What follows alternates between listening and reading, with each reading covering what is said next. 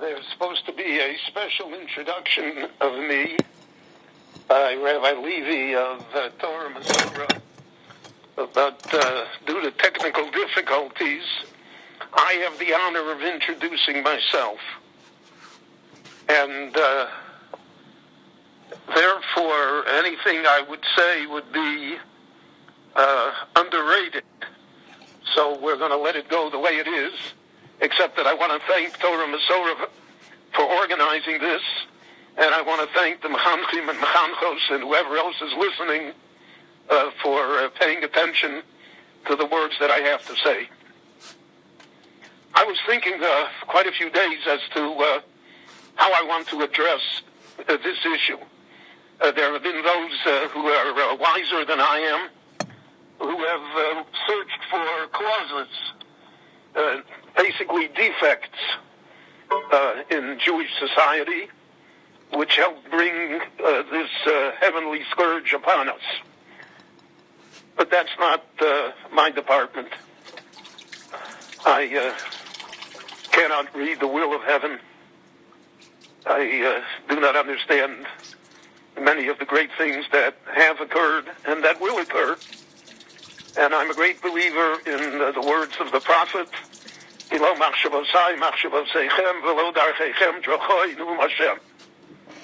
there is an indelible line between heaven and earth, between the Creator and human beings, and we never really cross that line. And once we accept that, so I think we should turn our attention not so much to the past, and even not so much to the present, as to the future. And for that, I want to offer a few insights that I think will be of value and can help put things into some perspective. We live in a biblical time. It's a biblical narrative. When this is over, we will be Noah leaving the Teva. We will have seen the end of the world as we knew it a few months ago, and we will be stepping into a new world. I don't know what that new world will look like, but I am quite certain that will not be exactly the old world that we knew. It will take many, many years, maybe even decades, for society generally throughout the world, because this is not only Western society, Europe, the United States, the Jewish people, but it's all of mankind smitten by this. And no matter how hard we try to rebuild and how quickly we do so, it's going to take time. It took an entire decade and a world war for America to recover from the 1930 Depression. And the aftermath of the First World War lived on till our time. So we are really what Noah was. He opened up the ark, and he stepped out, and no one was there. And so he had to rebuild the world. And he thought somehow that the world would rebuild itself. Because I'll tell us, Rashi quotes it, we teach it to our children, that Ayochel Noach Isho Adomo, Rashi says, Nasa Chulin. Chulin means you lose your perspective. You don't see anymore the holiness, the morality, the big picture. Chulin is like whole. You see the little sands. You see the grains in front of your eyes. And therefore, Hayita Kerem, he planted a vineyard, and he made wine, and he drank, and he became drunk, and the rest of the story unfolds. Now, this always was a disturbing idea to me, because the Torah does not lavish compliments upon people.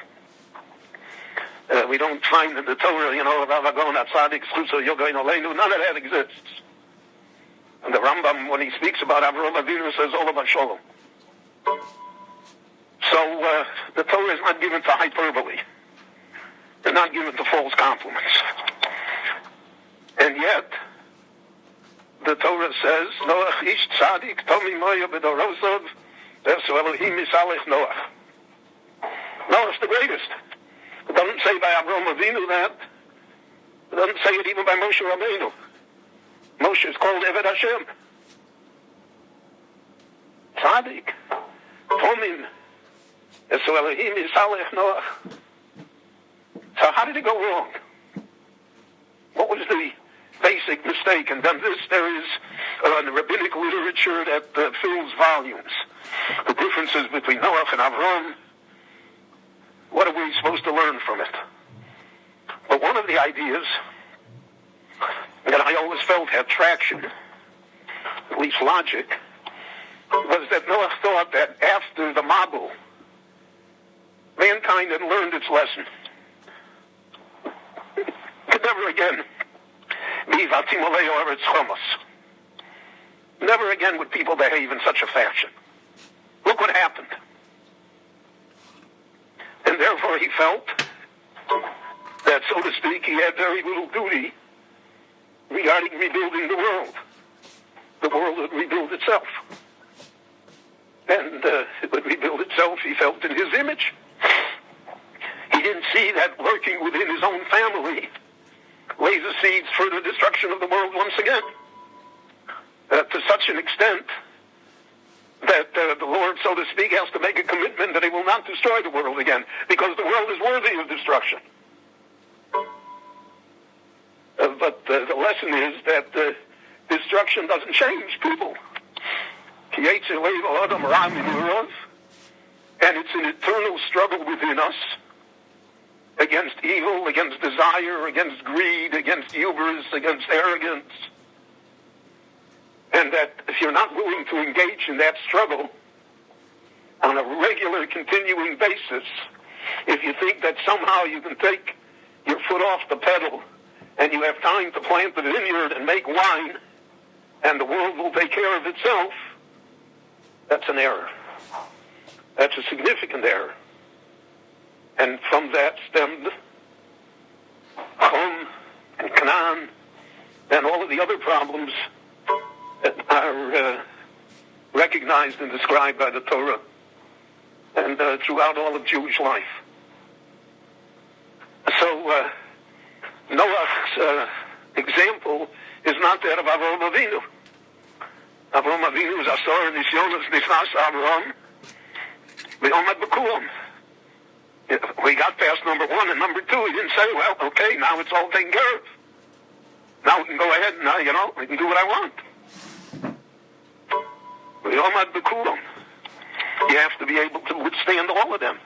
And you have to withstand it at all times. Now, I remember something that the Ponevezh Rav told me 50 years ago. Maybe 51 years ago. When I was in Miami Beach, and he was in Miami Beach for the winter, and I spent time with him. He was one clever Jew.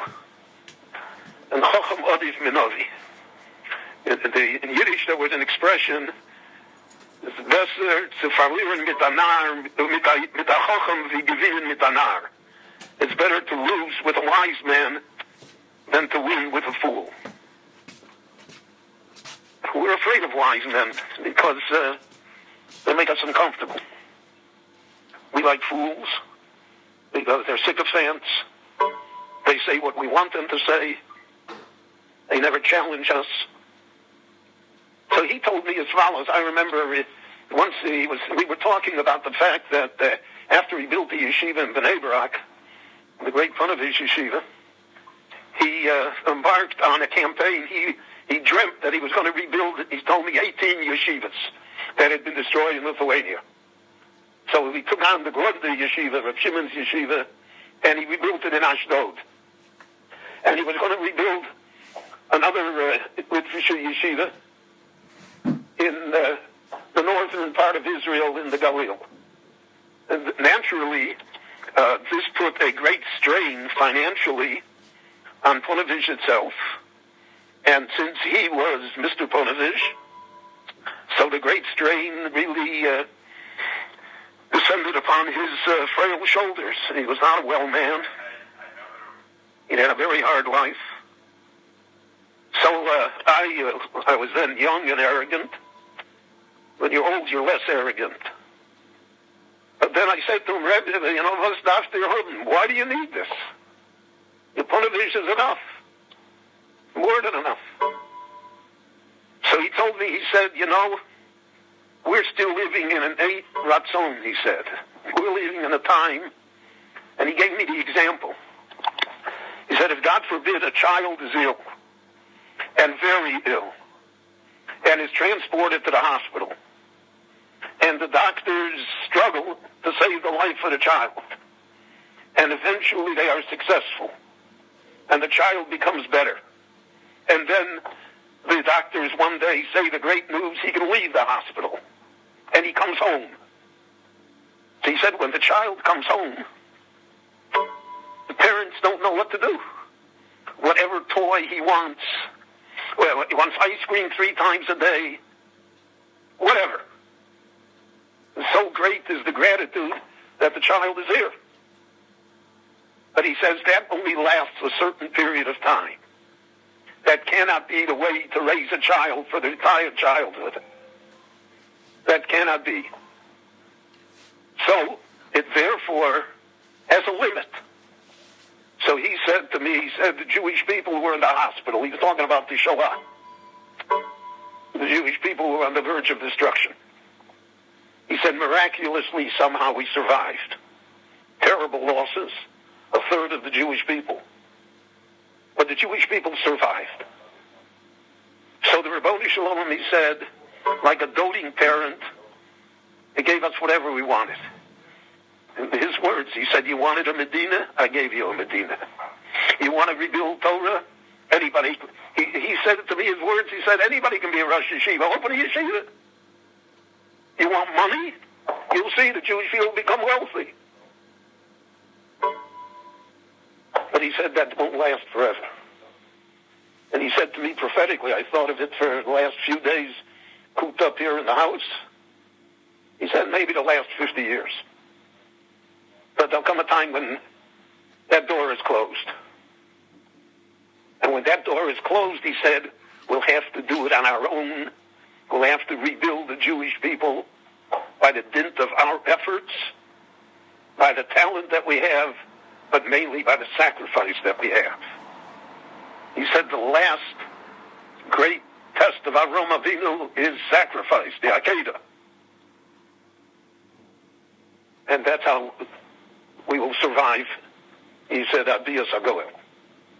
I've thought of that over the last, I'm here in the house by my daughter for the last 2.5 weeks. I haven't gone outside except to take a little walk around the block. Completely divorced from human society. And I thought that, he's right, the 50 years ran out. So now we have to do it again. There was a time in America when the day school movement began, so there was nothing. When Rabbi Soloveitchik made Maimonides, Rabbi Teitz made Elizabeth, Chaim Berlin made a place, Eitz Chaim was in Borough Park, that was it. And people came, and by enormous personal sacrifice, rebuilt the Jewish people. That's how we have a state. And that's how Torah Masorah was built. Torah Masorah was built by the iron will of Mr. Mendelowitz and Reb Aaron, Dr. Joseph Kamenetsky, and hundreds of B'nai Torah who were willing to sacrifice, who left comfortable places to live and went to Kansas City and St. Louis and all sorts of other hinterland places. I remember Reb Aaron promised, he said, anyone who's willing to sacrifice, he said, I guarantee that their children will be all right.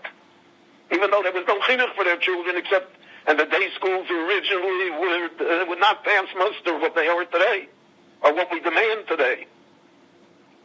But they were successful because they were built with sacrifice. They were built with a vision. They were built with great faith. It wasn't just a profession to be a Malamed. It wasn't just you're a teacher. You're not a teacher. You're a savior of Klal Yisrael. It's up to you.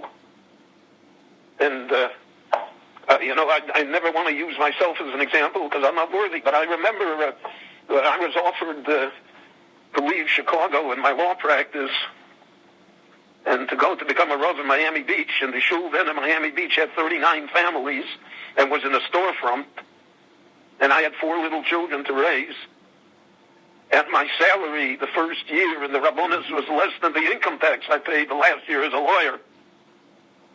So I asked my Rebbe, Rabbi Kreisler, I don't know, And he said, he told me, Mordechai said to Esther, if you don't do it now, God is giving you an opportunity. You don't want the opportunity. So Miami Beach will get another rose. Don't worry about it. But there are consequences. And I heard him very carefully. Now, I'm a very small example of it. There are people who made far greater sacrifices. People who built, created the Torah world. But we should not think that the Torah world will exist by itself. That it's automatic, that, when all of this is over, we'll just go back. And we'll have curriculum, and we'll have professional studies, and we'll have this, and we'll have that, and, the tuition will get collected. All of that, my friends, I think is going to be gone for a while. It's not going to be able to, you're not going to be able to pay those tuitions. The schools are not going to be able to afford all the things that they have now. When I went to the Chicago Jewish Academy, or to the yeshiva in Chicago, we didn't have any facilities. We had a building, but, with classrooms, that's it. There was no gym, and there was no this, and there was no special studies, and there was nothing. That was it. It was meat and potatoes. But we had Rabbeim who were willing to go to the end of the world so that the Talmidim would somehow, not that they would be the Vilna Gaon, not that they would be Machadish like a Chaim, but that they would be Jewish, that they would marry Jewish, that they'd be Shomrei Shabbat, that they'd be good Jews. And therefore they taught us values. I look back at it, they taught much less knowledge than values. In today's world, we teach knowledge. How much do we pump into them? So many times you have people who know a lot, but they have no concept of values. They have no concept of what Judaism really is. It doesn't make any difference what costume they wear, or what provisions of piety they profess. They have no concept of what it is. The Rambam says that the basic requirement is v'yodata hayom v'shevos elovecha ki Hashem elokim v'shamayim mimal v'aloretz mitochas ein od. So he says v'yodata hayom. The main thing is to know it. And that's why the first bracha that we make almost is atachuri lodom das. And Chazal say, if there's no das, there's no havdolah, there's nothing. There's no analysis. No, but you can't figure it out if you don't have das. And das is to know, kaviyachol, the value system that the Rebbeinu Shalom wants from us. And with that, in order to, in my opinion, in order to be able to know that, and that was my experience in my years of learning, you'll take a look at the Sifrei Musar. So you have basic Sifrei Musar. That the Ramchal, Rabbeinu Bechaya, Rabbeinu Yonah, the Orchos Tzadikim, 90% of the text are psukim from Tanakh. In fact, that's why the Ramchal says in his immortal introduction to the Mesilas Yesharim, I'm not coming to tell you anything new. I'm only coming to remind you of things that you know. Now, he assumed that you knew Tanakh. He assumed that the people of the book knew what book you were talking about. To a great extent, that's not really a valid assumption today. And if you don't know Tanakh, then you don't know the value system. And I'm not talking about knowing Tanakh, every word, what it means. I mean, Jews recited Tehillim for millennia without knowing exactly what every word meant, but they knew what Tehillim meant. Now, I'm not saying that you shouldn't know what it means, but there are a few psukim that should be baked into you. My Rebbe always used to say, what does God want from you? He must sos mishpot, ve'avas chesed, v'atznei aleches im Elohecha. That's what God wants from you. So he used to say, was wegen Tesis? Doesn't he want you to know Tesis? So he used to say, that's the Hatznei Aleches. Hatznei Aleches is to know that you can know the value system and you can be a great and good Jew and not know every Tesis. That doesn't mean that if you have the capability to know it, you should know it, certainly. But the value system is not dependent on that. The value system is dependent on what does God want from you? That's the question. The Mesilas Yesharim begins, what are we doing here? Is that a question that we ask in our schools? So that issue is never raised, and then you're blindsided by a pandemic or a depression or all sorts of things that happen. So how can you deal with it? What did he want from me? Why did this happen to me? So that's very important. There's another pasuk that I think, at least it was drummed into me over and over again. Ko Amar Hashem, another Yirmiyah says, Al Yishaleh La'Osher Be'Oshro, Al Yishaleh La'Gibor B'Gvuraso, Al Yishaleh La'Chocham B'Chochmoso, Kim Bezos Yishaleh La'Misalo, Askel V'Yodea Osi. So, look, he used to say like this, what's the pshat? Osher Be'Oshro. So we think the rich man, he made a lot of money, you know, we know that the money, many times is only a fortuitous thing. And we also know it's easy come, easy go, as anybody can testify over the last few weeks. And people are destroyed by the loss of money. The Bali Musar used to sing, Godam Doeg, Alibud Domov, Veino Doeg, Alibud Yomov. Domov Veinum Hosrim, Yomov Veinum Hosrim. Okay, that's a hard lesson to learn. Now, the Jews who lived through the 1930s and 1940s learned that lesson. And that's why they and their children were able to build Torah Masorah.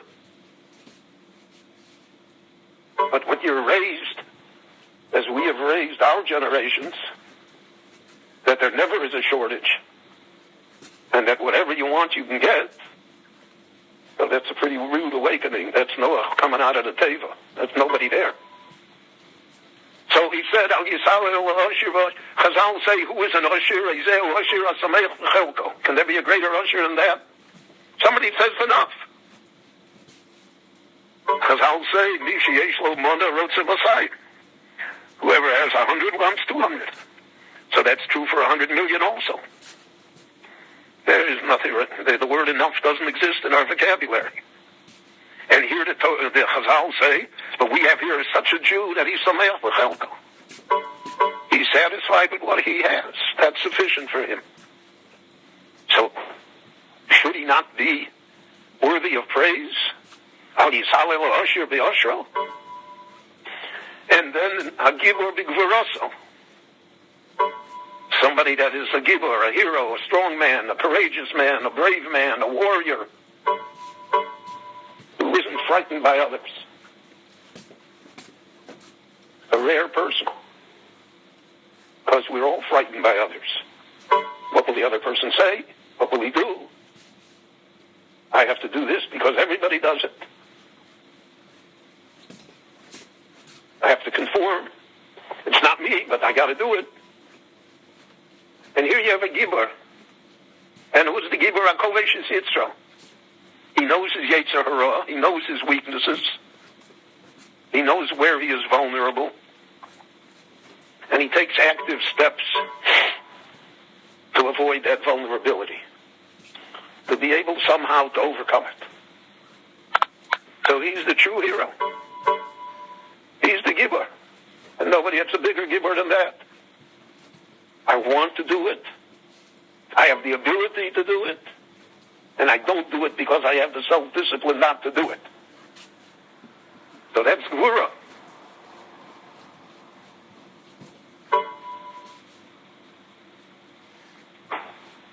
I once heard somebody say as a joke, that all Yiddish jokes have a kernel of truth to it, that why when a person, for instance, reaches my ages, why is he called Gvuros?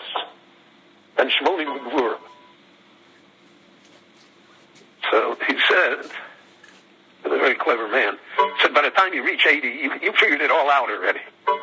You know all the nonsense. But you... So that is the Gvura of age. That you don't make yourself the expert simply because you're old. But then it says, the Chacham b'Chachmoso, the wise man should not praise himself because of wisdom.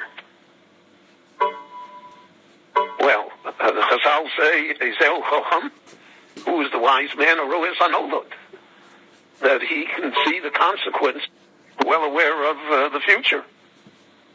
We all live in a time of unintended consequences.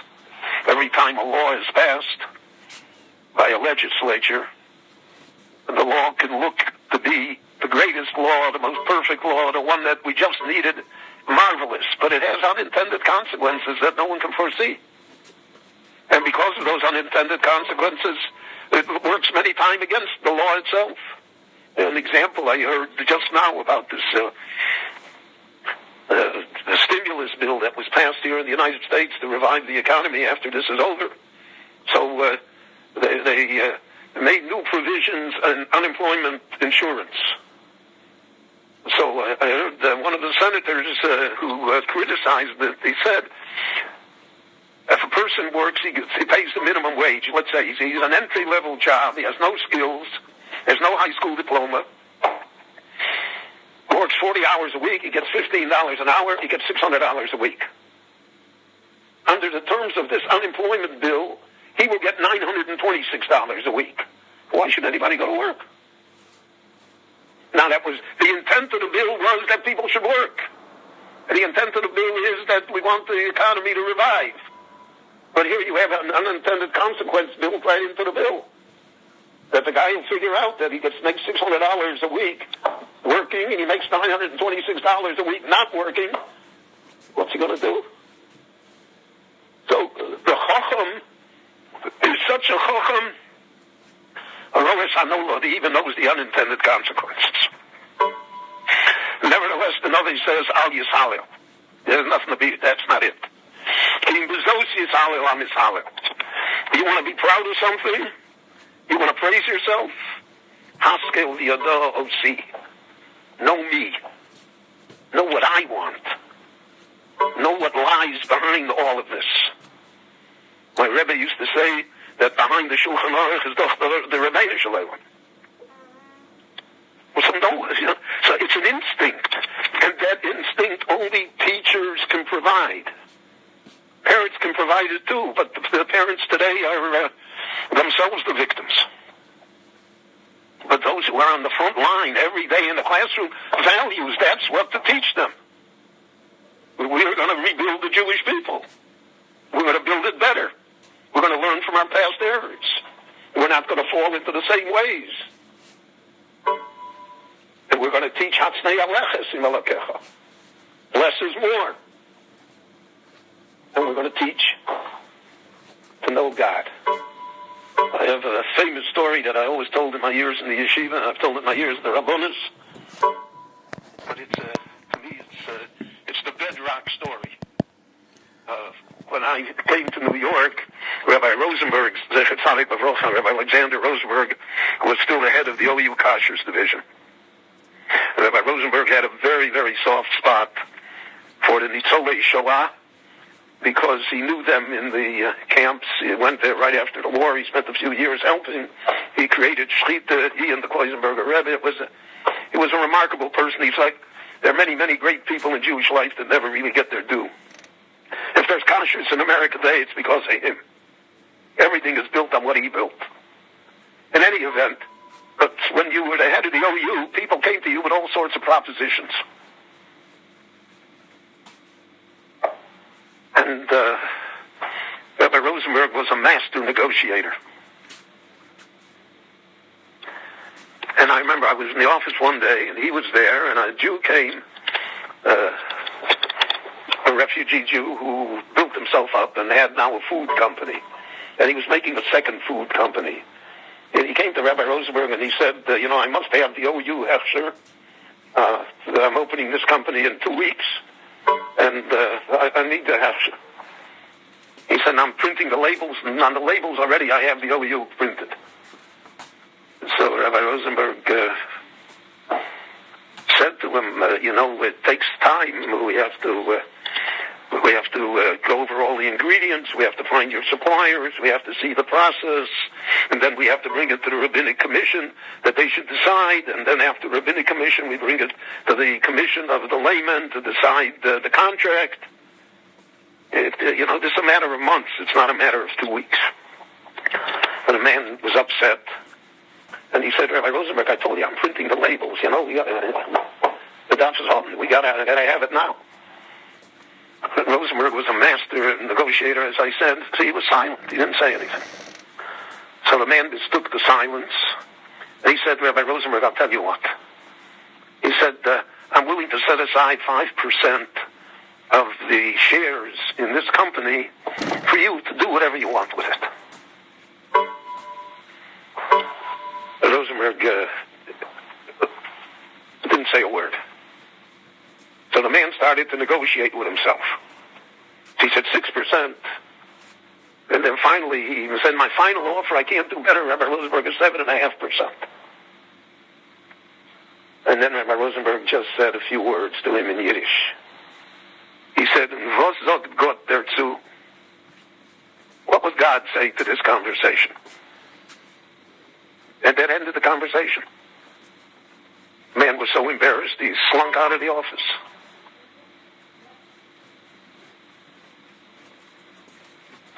But that's a good question.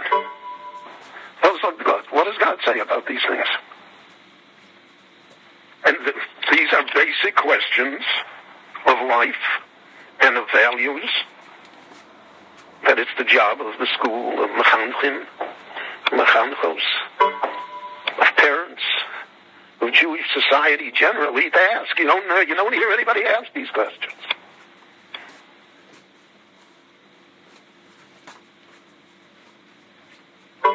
When I grew up, I grew up in a completely different generation, so it's no comparison to today. So I don't use it as criticism. I just use it as history. But nobody asked, how long did your Seder take? No one asked that. No one asked, what did you ask for when you stole the Afikomen? No one stole the Afikomen. What are you talking about?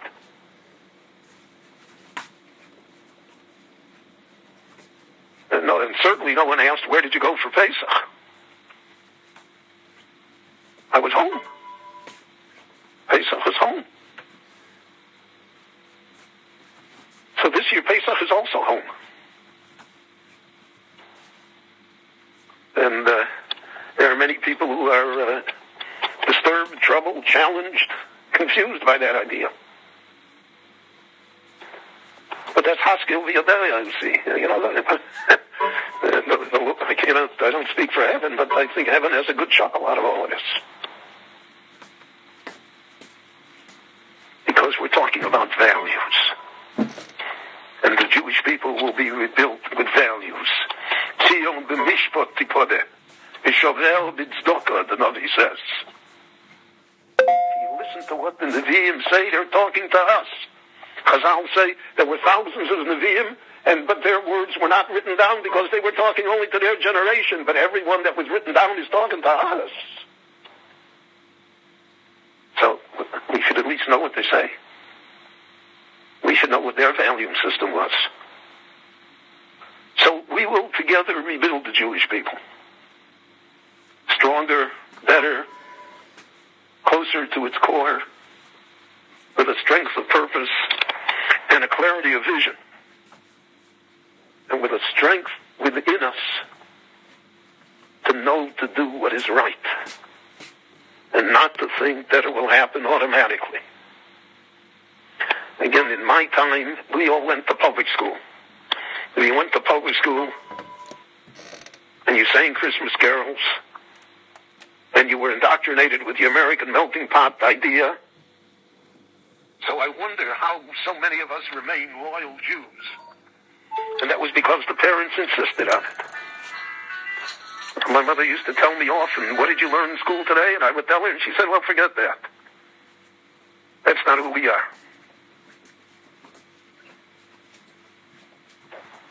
But today, we pursue that. We don't know who we are. So then the value system of the Western world becomes our value system. Every fad becomes acceptable. The more ludicrous, the more acceptable. So we have a great task ahead of us when we get out of the ark. We are capable of it. We have the ability to make it happen. The proof of the matter is that we did so 70 years ago under really overall worse circumstances. But we have to be willing to recognize it, deal with it, and have the strength and courage and sacrifice to be able to create and do what we know is good and noble and correct and eternal. I want to thank you all for listening. I want to wish you good health. Everyone should take care of themselves. In the Mir Hashem, we'll hear B'suras Davis, Yeshua's V'nechomas. Chag Kosher V'Sameach. Thank you.